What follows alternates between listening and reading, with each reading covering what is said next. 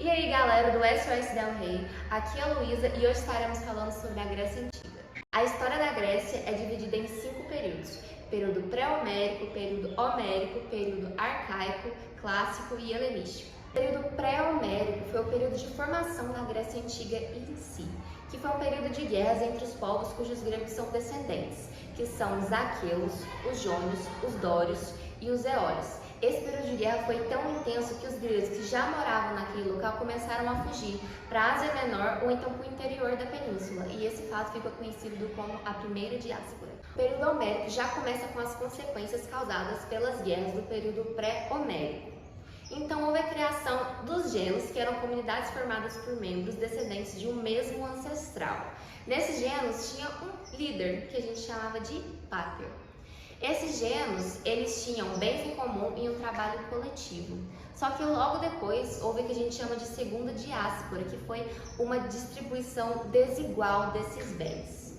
O período arcaico já começa com a desintegração dos genos, que vai resultar com vários aristocratas dividindo o poder do pater, formando assim as frátrias, e várias frátrias juntas, elas formavam as tribos, que mais tarde em altos terrenos formavam as cidades, que eram chamadas de polis. As principais polis eram Atenas e Esparta. Atenas, ela teve primeiramente um regime monárquico, que era governado por reis e nobres. Logo ela teve um regime oligárquico, que era governado pelas famílias mais ricas de lá, e depois um governo que era uma tirania, que era governado por 3 magistrados, que eles eram chamados de tiranos. Vale a pena ressaltar também que Atenas é o berço da democracia, só que era uma democracia meio que limitada, porque só participava quem era considerado cidadão, e apenas 10% da população era considerada comum. Já em Esparta, lá era um governo oligárquico, só que com formato de diarquia, ou seja, 2 reis comandavam tudo lá. E lá, em vez de democracia, era uma aristocracia. Então, se a gente colocar a população de lá em uma pirâmide, no topo estão os espartanos, que eram os únicos considerados como cidadãos. No meio, a gente tem os periecos, que eles eram os comerciantes, e na base a gente tem os ilotas, que eram a maioria. O período clássico é marcado pelas guerras médicas, que eram os gregos contra os persas. Com isso, Atenas ela se tornou líder da Confederação dos Delos, que era uma liga militar justamente para ela poder combater os persas. Como ela era líder dessa confederação, Atenas teve uma hegemonia muito forte. Assim também filosofia, arquitetura, vários tipos de arte lá em Atenas ficou no seu ápice.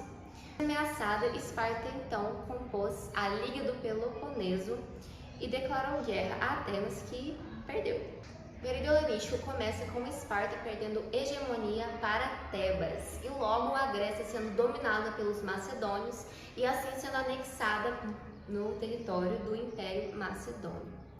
Bom, Alexandre Magno, que foi um dos governadores lá do Império Macedônio, ele teve amplas conquistas territoriais e a cultura helenística é um fuso da grega com a oriental.